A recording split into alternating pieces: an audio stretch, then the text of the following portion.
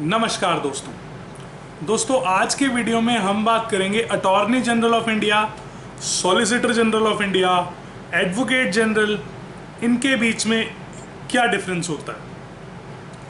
तो दोस्तों सबसे पहले बात करते हैं अटॉर्नी जनरल की। तो अटॉर्नी जनरल और सॉलिसिटर जनरल को आप ऐसे समझ सकते हैं कि सीनियर जूनियर। जैसे अगर आप एडवोकेट हैं तो आपका कोई सीनियर होगा या आपके पास कोई जूनियर होगा, इसी तरह से होता है। अटॉर्नी जनरल एक कॉन्स्टिट्यूशनल पोस्ट है। हमारे कॉन्स्टिट्यूशन का आर्टिकल 76 इसके बारे में बात करता है, जिसके अकॉर्डिंग अटॉर्नी जनरल जो है वो गवर्नमेंट का प्राइमरी लीगल एडवाइजर होता है। और ये कोई नॉर्मल बंदा नहीं होता। He has a status of a cabinet minister. He enjoys a status of a cabinet minister and he is some reputed senior advocate of supreme court generally.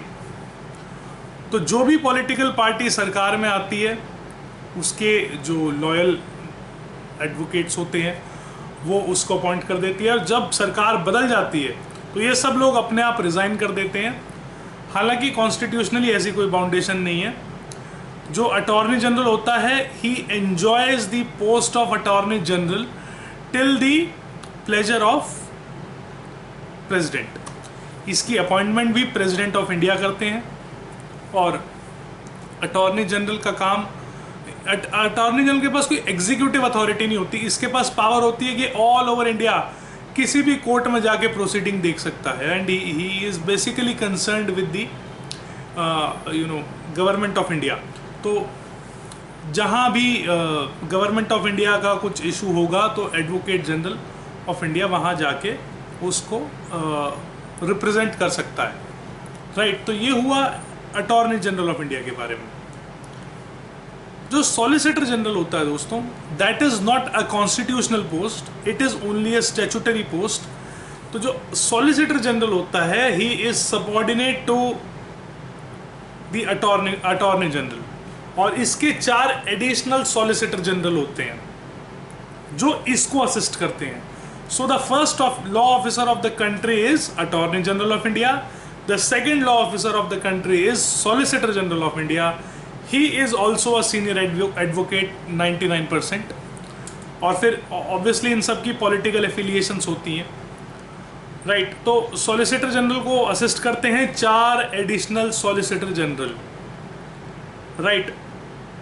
तो ये हो गया अटॉर्नी जनरल और सॉलिसिटर जनरल के बीच में difference. तो attorney general is the highest post, solicitor general उसके बाद की पोस्ट। अब हम आते हैं तीसरी पोस्ट पे, जो कि है एडवोकेट जनरल। तो एडवोकेट जनरल दोस्तों बेसिकली, क्योंकि हमारे यहाँ फेडरल स्ट्रक्चर है, तो फेडरल स्ट्रक्चर में स्टेट गवर्नमेंट को भी रिप्रेजेंट करने के लिए कोई एडवोकेट चाहिए, क्योंकि स्टेट गवर्नमेंट के बहुत सारे मैटर सुप्रीम कोर्ट में होते हैं। तो अच्छा, एक चीज़ और, अटॉर्नी जनरल का जो स्टेटस होता है वो ये होता है कि he must be a person who has the eligibility of becoming a supreme court जज। इसी तरह से जो एडवोकेट जनरल है, उसकी एलिजिबिलिटी ये है कि उसके पास हाई कोर्ट जज की एलिजिबिलिटी क्राइटेरिया उसको पूरा करना होता है। तो ये स्टेट गवर्नमेंट को रिप्रेजेंट करता है।